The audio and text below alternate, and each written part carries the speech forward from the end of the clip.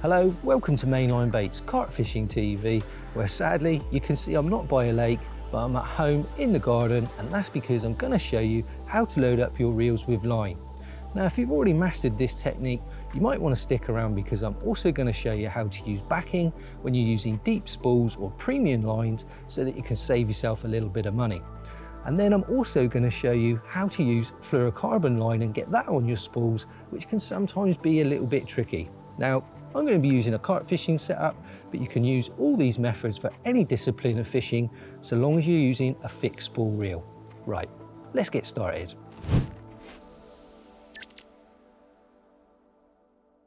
Okay, you're going to find all this a lot easier if you take the butt section of your fishing rod and then attach your fishing reel. Next, you're going to need to fill a bucket with water. Now, I'm using the compact spooling bucket here, which is a really handy piece of kit as it also doubles up as a water bucket for your fish care and when you've got fish on the landing mat. But any bucket will do. With the spooling bucket about 3/4 full, I can now choose my line, which is the camo green 12-pound basics. This line is 0.35 in diameter, and I know that when I look at the information on the spool, I'm going to get about 300 meters or 330 yards of line on the spool. So the next thing to do is take the spigot from the spooling bucket and attach it to my bulk spool of line so that it will spin freely.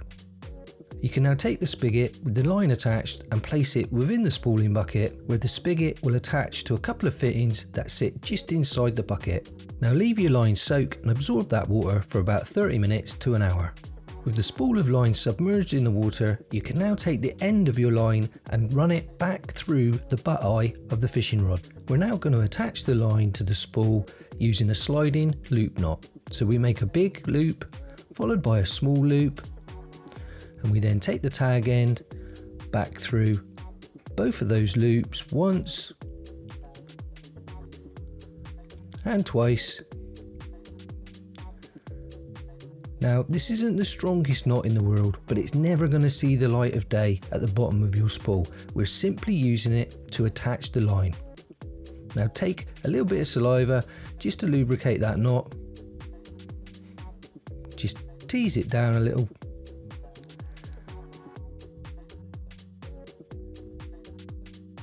And you can now place that large loop over the top of the spool before tightening it down, so it holds everything in place. Trim off the tag end and we're ready for the next step, which is placing the spool on the reel. Now don't forget at this point to flip your bail arm over before fixing your spool in place. Now when you close the arm, the line will be placed underneath and we can begin spooling the reel. As you can see, the spool of line is spinning freely within the bucket, and there's no need to have an extra person hold the line for you. Just make sure that the line is coming from the rear of the spool. Now because we soaked that line and it's coming from water, we can also grip it under tension between finger and thumb without burning our fingers. Continue loading the line until your spool is full with a nice level line lay between the bottom of the spool and the lip. You can now take the line, place it around the line clip and cut it away from the bulk spool, and this reel is ready to fish. As you can see, we've got a nice level load of line on the spool. It's not overfilled, it's just a hair short of the lip, and this is going to give you a smooth cast and make long distance casting a lot easier. Okay, I'm now going to show you how to use backing line, which is particularly useful for when you're using deep spools and you don't want to fill the whole spool with a premium or perhaps an expensive line, or in my case here where I'm using a tapered leader main line, which is fixed at 300 meters. Not enough line to fill the whole spool, so I'm going to need some backing to build it up so I get that nice level line lay flush with the lip of the spool. This will make sense later, but now take your premium line or the line that you want to be using at the top of your spool first. Place it in the water bucket as we did earlier, grab the tag end and run it back through the butt eye of the rod. And then for this technique, you're going to need two identical spools of the same size and shape. Take one of the spools, attach it to your reel, flip open the bail arm and simply attach your line using the sticker from the spool or a piece of tape. We don't need to tie the line to the spool at this stage. Continue spooling until you've loaded the desired amount of line, or in my case here, I've loaded the whole 300 meter spool of subline tapered leader line. You can now swap in your backing line, and I'm going to use the more budget friendly £12 basics that I used earlier, attaching it to the spooling bucket, topping it back up with water and leaving it to soak, before threading the line back through the butt eye of the rod. We now need to join the two lines together, and I'm going to use a back-to-back grinner knot. So you need to lie the two lines next to each other with the tag ends facing in opposite directions. You can then take one of the lines and create a loop. Take this tag end around the other line and back through the loop once, twice, 3 times, 4 times,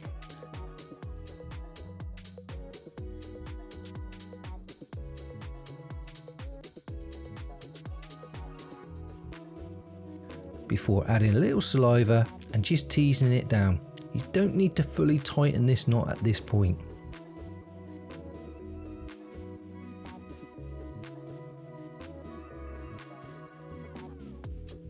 You then take the other tag end and repeat the process. So you make a loop,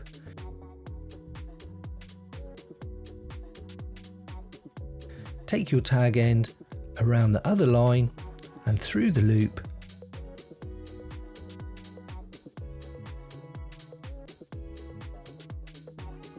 four times before again adding a little saliva. Just tease that knot down again, it doesn't need to be fully tightened.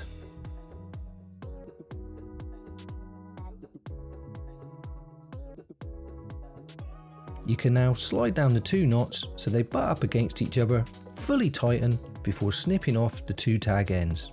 With the two lines tied together, continue reeling on the line until the spool is full with a nice level line lay up to the lip of the reel. Next, remove the spool that you just loaded, take your spare empty spool and attach that to the reel. Place the previously loaded spool on a nice level surface where nothing can tangle with the line. Take the tag end and run it back through the butt eye of the rod. You can now make a sliding loop knot as we did before, ready to attach the line to the spool. Open the bail arm, place the loop over the spool before tightening down and snipping away the tag end. Because the line is no longer lubricated from the water in the bucket, it may cause some friction to your fingers, so simply take a wet cloth or towel so that you can grip the line and load the line under tension for a nice even line lay. You're now loading on the line in reverse, with the backing line going onto the spool first. But when you get to the knot joining the two lines, stop. Now here's a handy tip for you. Take a piece of card and place it in the spool, then take a pen or a pencil and mark off the lip of the spool. And you've now created the measurement between your backing line and the top of the spool, meaning that when you come to your next spool, you can then add your backing line until you reach the point where the card is resting on the top of the backing line and the line is level with the spool, meaning that you can add your next premium line, continue spooling, and it will finish off loaded perfectly to the lip of the spool, alleviating the need for 2 spools and this reversing technique. With the backing line now measured, you can continue spooling on your premium line, which will fill the spool perfectly. Next up, I'm going to show you how I like to load fluorocarbon mainline, which is lovely and heavy. It hugs the lake bed and can be really useful for fishing for spooky fish. But due to this, the line can often have a little bit more memory than normal mono, which makes it sometimes tricky to load. So I'm going to begin by making the same sliding loop knot I showed you earlier, placing this over the spool before tightening down and trimming away the tag end. Remembering to open the bail arm first, you can now add the spool to your reel. There's no need to soak the fluorocarbon as it doesn't take on water, and we don't want the line spinning either.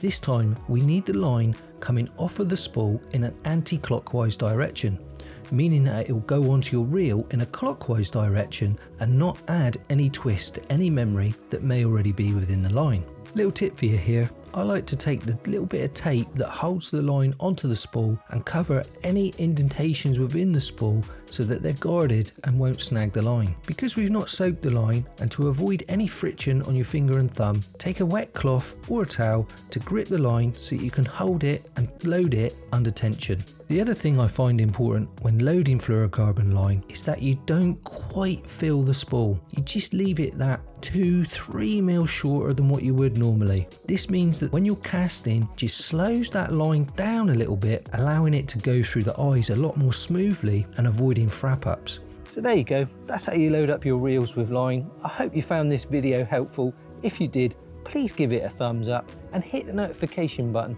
so you don't miss any of our future videos.